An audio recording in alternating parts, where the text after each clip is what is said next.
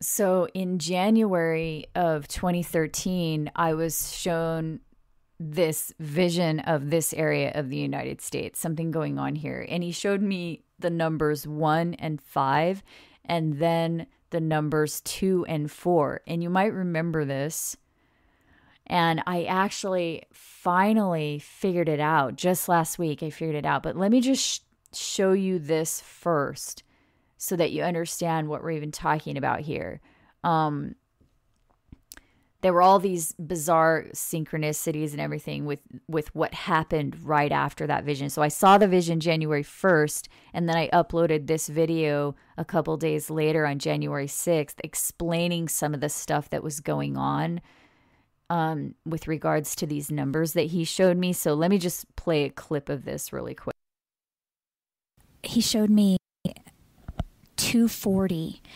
And I got up and I went and looked at the clock, and it was 2:20 in the morning. And then I had this, somehow he gave me this sense of urgency, like I needed to upload the vision right away. And I don't know why, I don't know how I knew that. I just knew the way that he showed me 2:40, it was very urgent. And I just somehow knew that he was saying, upload the vision right now, because this is going to happen really soon. And so I went and I made the video for you guys, and I ended up uploading it almost like an hour later. And then literally 4 minutes after I uploaded this video, this earthquake happened in Oklahoma. And in the vision that he had shown me, 2:40. So there was something about 40 minutes, but then when I looked at the clock, it was only 2:20. And then he also showed in that vision, he showed, if you guys remember, he showed the number 1 and 5. Well, then on January 5th, this earthquake happened in southeastern Alaska, and that's a big earthquake. 7.5, that's big. And I think the original report was 7.7. And so I think that there's something much bigger that's going to happen, and these are just warning. These two fulfillments are just like warnings. And the other thing that I'm wondering about, because he has shown me an object hitting the earth, and even in this vision right here, he showed something hitting the ground. And there's actually another.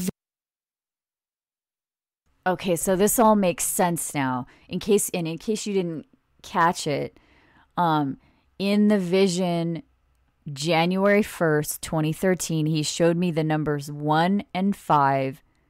And then on January 5th, a 7.7 earthquake occurred in Alaska. So January 5th, 1-5. And then they downgraded it to a 7.5, but it's still a big earthquake. And so that was in the video that I uploaded January 1st. So I thought the 1 and the 5 meant, okay, that earthquake that happened on January 5th.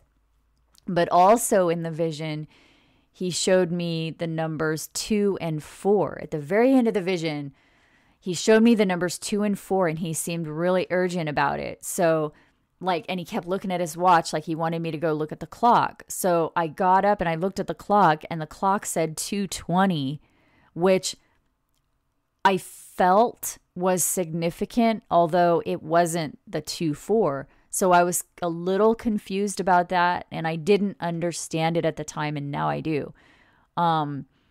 Anyway, back then I recorded a video about it right then. It's this video right here. And then I found out the next day that 4 minutes after I uploaded that video, an Oklahoma earthquake occurred at 11:38 UTC. And I also thought this was significant, but I didn't understand what all of this meant until literally a week ago. I mean, I cannot believe that almost 2 years went by without understanding this, but it completely makes sense to me. You're not going to believe this. This is the Titanic timeline. Okay? at 11:38, and the iceberg was spotted by the Titanic. At 11:40, the iceberg, or the Titanic, hit the iceberg. And 2 hours and 40 minutes later, at 2:20 a.m., the Titanic sank. Okay, so you guys, I did not make this up, okay? I know some people are going to say that, and I swear to you that I would never, ever do something that stupid. Please believe me. Please believe me. I'm not that stupid, okay? I know it's, I know people are going to say, oh, yes, you are. You would do that. No, I really would not do that. That's not only stupid, it's embarrassing. I would not do that. No way would I make this up. I did not make this up. I didn't even know what it meant. Okay, you can go back and watch that video from 2 years ago. I didn't know what that was. I had no idea what that was. Okay? So I wrote this out in case you're not understanding here, because this is so important. The fact that he's showing us that this has something to do with the Titanic disaster, that it's connected somehow. So on January 1st, 2013, Jesus showed me the event in the Midwest of the United States, including the pressing and lifting of the plate or large rock around Oklahoma or whatever that was. And at the end of the vision, he seemed really, really urgent about it. And he showed me the number. He kept looking at his watch like he wanted me to look at the clock. And he was showing me the numbers 2 and 4. And so I got up, I looked at the clock, and the clock said 2:20 a.m. Right? I mean, I don't know how that was synchronized, but I got right when I got up. I got up when he was showing me in the vision. He's like, get up, look at the clock, look at the clock. And I got up and I looked and it said 2:20. And I'm like, well, that's stupid. You know, he was showing me 2 and 4. So wouldn't it be 2:40? And I was like, whatever, that's kind of weird. I didn't even understand what it meant. But no, that was the 2 and the 4 was the 2 hours and 40 minutes that ended at 2:20 a.m. when Titanic sank. That's what he was showing me. And I didn't even understand this until last week, almost 2 years later. Back then, I was annoyed by the whole thing. You guys might remember that. I didn't even want to see the vision. I was annoyed by it. And I didn't understand what it was. And I thought, oh, that's not even accurate. 2 and 4 doesn't equal 2:20 is sort of. But I felt that it was significant. That's the weird thing about all of this. Because so anyway, you might remember that, me talking about that. I just kept saying, no, this is really significant somehow. I just didn't know. I didn't know why. And now I do. And it blows my mind. So at this point, there's no doubt in my mind that he was conveying a message about the sinking of the Titanic between when the iceberg hit and when the Titanic sank. I don't know why. I'm just telling you what he showed me. And I mean, I'm just figuring it out myself. But okay, so then right after that, so I get up, I look at the clock. He's showing me 2 and 4. He's looking at his watch. I get up, I look at the clock. It's 2:20. I'm like, okay. But I felt like I should make the video and upload it right away. It was this strong urgency. So I uploaded the vision, the one you saw, January 1st, 2013. I uploaded it.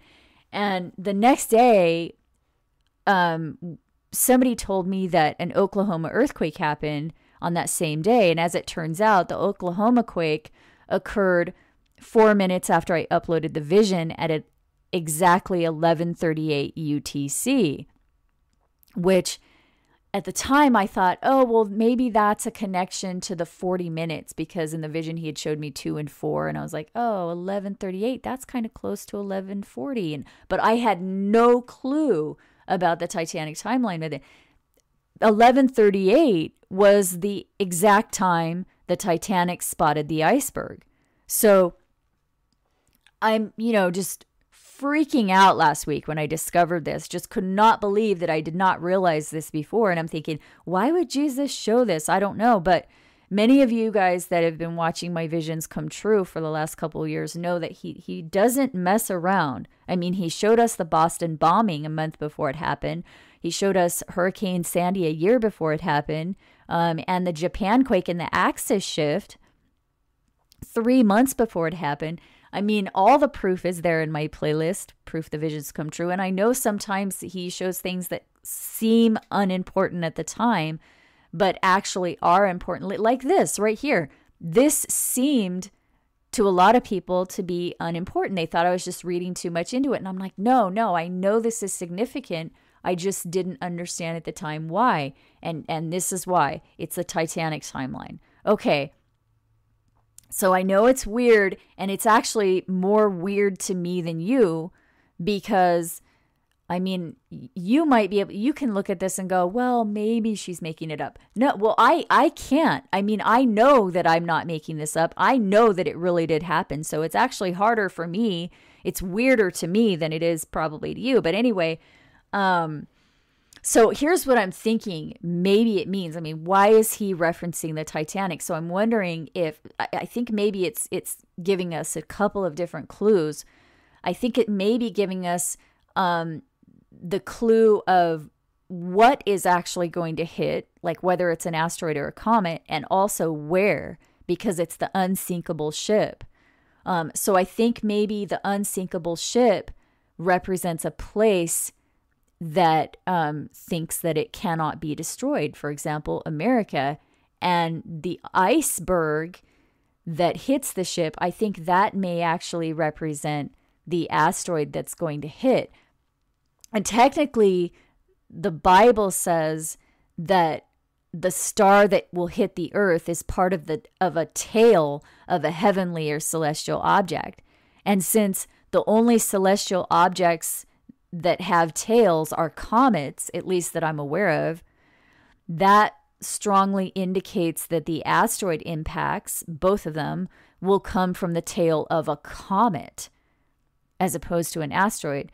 Okay, so when Revelation 12 uses the phrase red dragon to refer to the asteroid or comet, it could also just be referring to an asteroid as it's entering our atmosphere, because whether it's a comet or an asteroid is pretty much, well, irrelevant when you're looking at it in the sky and it's falling to the earth, because either way, it's going to burn up as it enters the atmosphere. So maybe that's what Revelation 12 means when it says it's a red dragon, because it's entering the atmosphere and it's burning. It has this long trail of flame behind it. But the reason I say that it may be a comet is because of the Titanic reference that he gave. If the iceberg represents the meteorite, then it's definitely going to be from a comet, because comets are made of ice, which is, I guess, part of what differentiates a comet from an asteroid, because apparently asteroids are made of rock in general and comets are made of ice. So that might be what one of the point was, but one of the points that he was trying to make, maybe that's what it was, that it's a comet. We should be looking for a comet. But I just want to point this out because there are some people that try to claim, oh, the star that falls from heaven in the Bible, like here in Revelation 8 and Revelation 9, they try to say it's not a comet or an asteroid because the texts say that fire and brimstone falls from heaven, and then they try to say that brimstone doesn't exist on comets or asteroids. I just want to point this out really quick because that is not true. Brimstone is an old biblical term for sulfur. And according to NASA's Lunar and Planetary Institute right here on their Impact Craters webpage, they say, quote, when an asteroid or comet impacts a planetary body, it releases a tremendous amount of energy. So it's talking about asteroids or comets. And then it says, quote, during the impact, sulfur in the impactor, which is the comet or the asteroid, or in sulfur-containing target rocks can be injected into the atmosphere. Okay, so there you have it, straight from the Lunar and Planetary Institute. Both comets and asteroids can contain sulfur, in other words, brimstone. And specifically, this right here is their chart showing, quote, the abundances of sulfur added to the atmosphere during large impact events. These calculations are based on the amount of sulfur in the projectile only and do not take into account the sulfur present in the target rocks. So the asteroid or comet is what adds sulfur to the atmosphere, right there from NASA. Okay, I have to start the next part right here. The playlist is below.